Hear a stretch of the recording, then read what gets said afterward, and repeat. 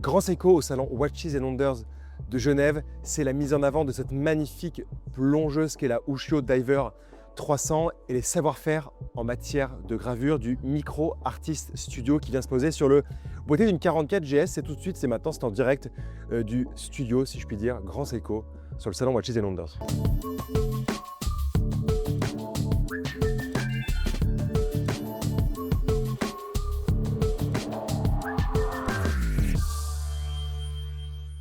Dans la famille Evolution 9, je demande la montre de plongée. Cette année, on a un retour de la montre de plongée chez Grand Seiko, un raffinement voulu par Grand Seiko de sa montre de plongée. Donc désormais, cette année, vous avez deux nouvelles références présentées au salon, à savoir Ushio Green, Ushio Blue, donc deux versions, une version bleue, vous l'aurez compris, une version verte, qui reprennent ce courant qui tourne tout autour du Japon, même si le mot Ushio, en vérité, veut dire marée.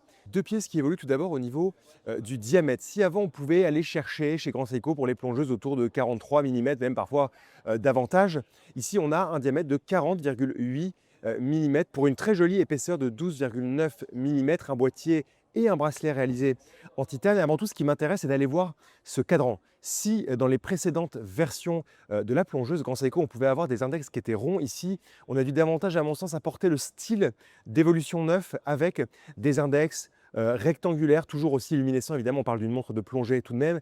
Et la beauté de ces cadrans, évidemment, tient à ce que quand on joue avec la lumière avec, et vous voyez sur les images de Valentin, on a vraiment l'impression d'une marée, peut-être de nuit, en tout cas sur la version bleu, et ça c'est juste magnifique. Autre détail qui n'est pas un détail à mon sens, le bracelet était largement retravaillé, en particulier la fermeture de ce bracelet réglable jusqu'à 24 mm pour pouvoir justement apporter du confort au porteur qui peut voir son poignet changer au gré de la température, au gré des pressions. Bref, vous savez de quoi je parlais. Et surtout les amis, ce qui m'a bluffé, et ça je ne vois pas en fait aujourd'hui où on peut le trouver en horlogerie, c'est que si vous bougez le petit symbole GS sur la boucle déployante, vous venez bloquer l'ouverture ou la fermeture du bracelet. C'est formidable, c'est pas forcément lié à quelque chose qui pourrait être de l'assurance ou la peur de se faire dérober sa montre, mais en tout cas, je sais pas, ça apporte un certain réconfort, le fait de se dire qu'on bloque sa montre pour la journée, qu'elle ne va pas bouger, qu'elle ne va pas s'ouvrir de manière non voulue. En tout cas, voilà, c'est un petit système, c'est très japonais dans l'idée,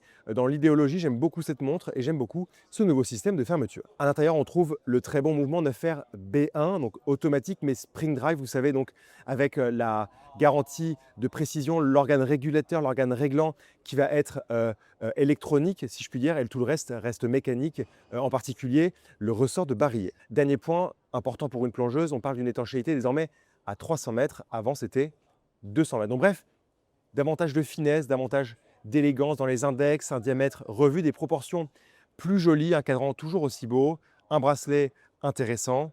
C'est Ushio Green and Blue au salon Watches and Wonders de Genève. On va quitter le côté sportif mais élégant de la plongeuse Ushio pour partir sur quelque chose davantage artistique. Et si on parle de savoir-faire artistique chez Grand Seiko, on pense évidemment au Micro Artist Studio. Grande première cette année puisque les savoir-faire du Micro Artist Studio vont se poser sur le boîtier de la célèbre 44 GS. Et ça, on le remarque au premier coup d'œil. Vous avez un boîtier réalisé entièrement en platine 150 millième et je n'ai pas besoin évidemment de vous faire la description. Vous voyez sur les images de Valentin, le Micro Artist Studio est venu décorer à la main finement tout le boîtier avec des petites gravures, ce qui donne un côté vraiment précieux au boîtier en platine, ce qui lui confère évidemment un côté unique également puisque chaque pièce est différente et on compte 50 pièces en tout pour cette proposition. À l'intérieur, un calibre Spring Drive 9R 02, donc ce côté-là, toujours de la qualité du côté des calibres. Et entre évidemment ce décor du boîtier sur le